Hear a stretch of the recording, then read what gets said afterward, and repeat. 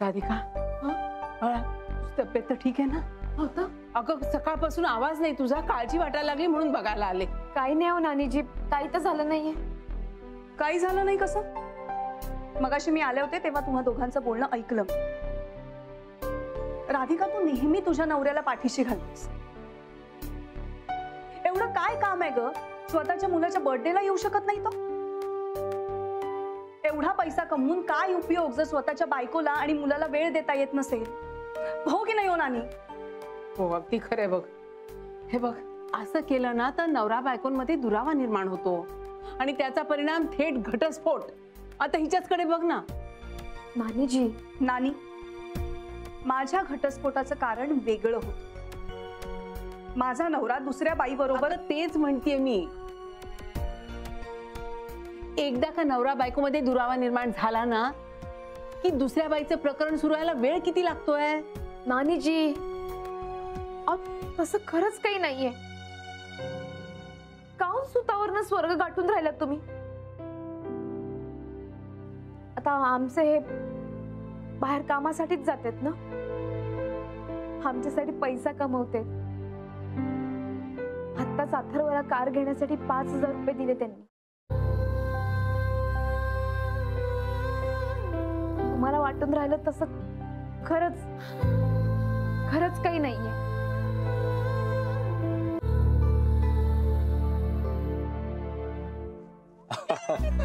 Wow, मस्त आहे car.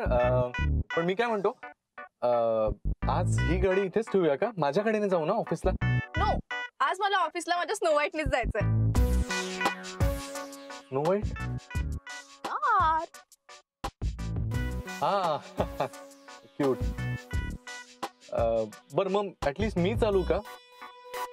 नाही म्हणजे गाडी अगदी नवी कोरी आहे ना, जस्ट शोरूम मधून आणली आहे, तर काही व्हायला नको म्हणून. एक मिनिट, यू मीन टू से तू माझ्या ड्रायव्हिंगला ट्रस्ट करत नाहीस का? नाही. राईट, तुझा विश्वास नाही ना माझ्या चालवण्यावर. ठीक आहे, फाईन, मी एक काम करते, मी रिटर्न करते का? नाही, लावते. तसं नाही म्हणायचंय मला. चालव की तू, फक्त जरा सावकाश, हळू चालव. हा, थोडा अंदाज घेत. रेडी? एक मिनिट. एक मिनिट. येस. अगं बच्चा, तो रिव्हर्स आहे. आय नो, चालवते. खरं सांगू का राधिका, तुला ना कोणावर विसंबून राहायची गरजच नाही. केवढे पैसे कमावतो तुझा नवरा. तू एखादी गाडी का नाही घेऊन टाकत? म्हणजे यायला जायला तुला कोणावर अवलंबून राहायला नको. हा, हे बरोबर आहे. पण का ग, बायकांचा म्हणे गाडी चालवण्याचा खूप प्रॉब्लेम होतो ना? कोणी सांगितलं?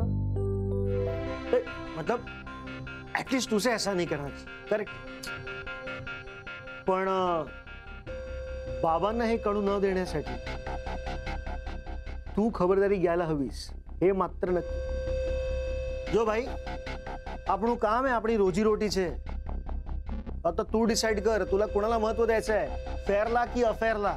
मी शनाया, तुमचं तुमच्या कामामध्ये अजिबात लक्ष नाहीये. मी तुम्हाला ग्राफिक डिपार्टमेंटच्या फाईल्स मेंटेन करायला दिल्या होत्या आणि तुम्ही मला सांगताय की त्या फाईल्स तुमच्याकडे नाहीच आहेत. Of course not. What files? आणि फाईल्स मेंटेन करायला हे काय कारकुनाचं ऑफिस आहे का? पानवलकर, तुम्ही नाही का कॉर्पोरेट फर्म मध्ये काम करता? इकडे सगळं काम ना कम्प्युटरवर होत असतं. त्या फाईल्स वगैरेचा जमाना ना गेलाय आता. अपडेट व्हा जरा. Mind your language Shanaya.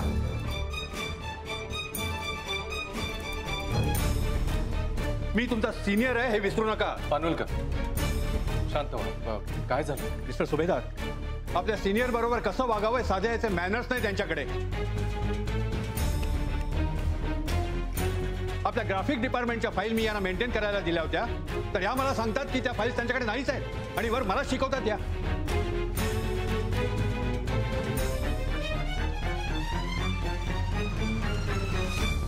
Gary is lying.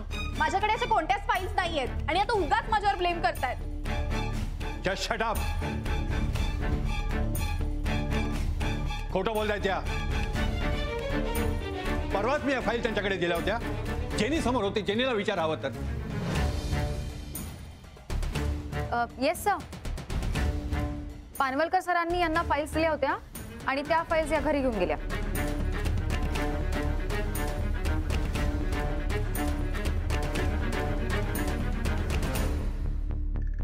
ओ त्या फाइल्स.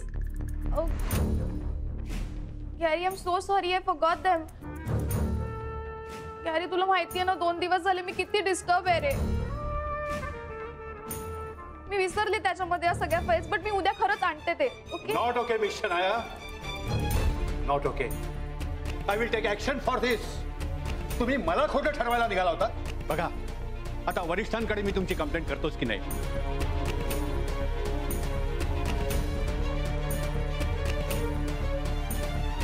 आणि त्याशिवाय तुम्हाला तुमच्या ऑफिसचं, तुमच्या कामाचं आणि तुमच्या सिनियरचं महत्व नाही कळणार.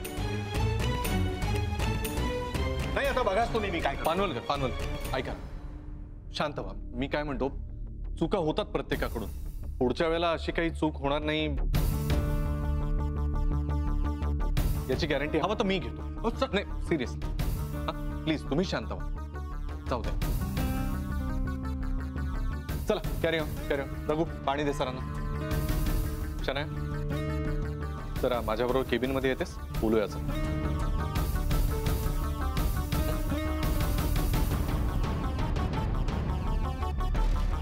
Cool down.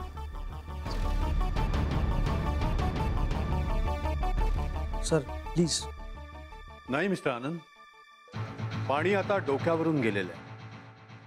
आता शनायाचा सोक्षमोक्ष मला लावायलाच हवा. Sir sir sir please please शांत प्लीज. काय ना सर, प्रत्येकाची वेळ असते. आज तिची वेळ आहे, उद्या आपली असणार. हा पाणी.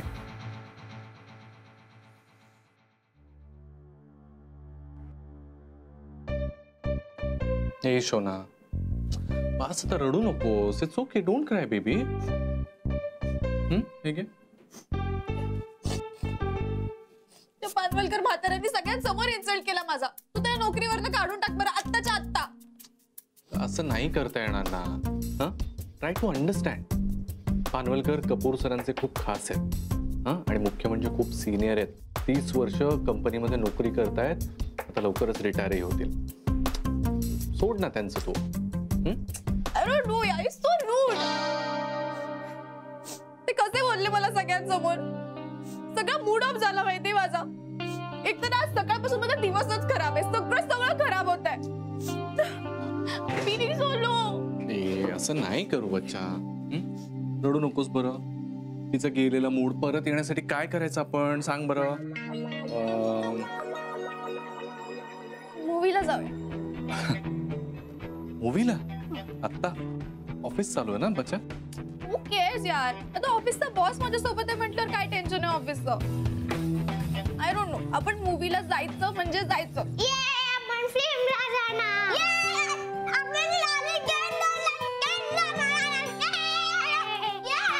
अरे हो हो जायचंय, पण तुमची कार्टून फिल्म बंद करा आधी. राधिका, चल अगं उशीर होतोय. राधिका, झालीस का तयार? हो हो.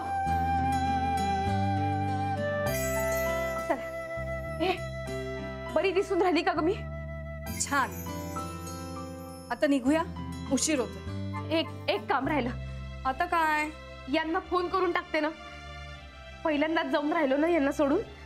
त्यांना सांगून देते ना पिक्चरचं. करा. राधिका, अगं गुरु ऑफिस मध्ये नाहीये, तो इथे आलाय. काय? तर रेवतीने पाहिलं का मला? तर अजून काही लफडं होण्याच्यात आपण निघू इथून. चल चल. तो आला ना की त्याला नीट खडसावून विचार की तो फिल्मला गेला होता की नाही. फार उशीर होण्याआधीच डोळे उघडलेले बरे. कळलं?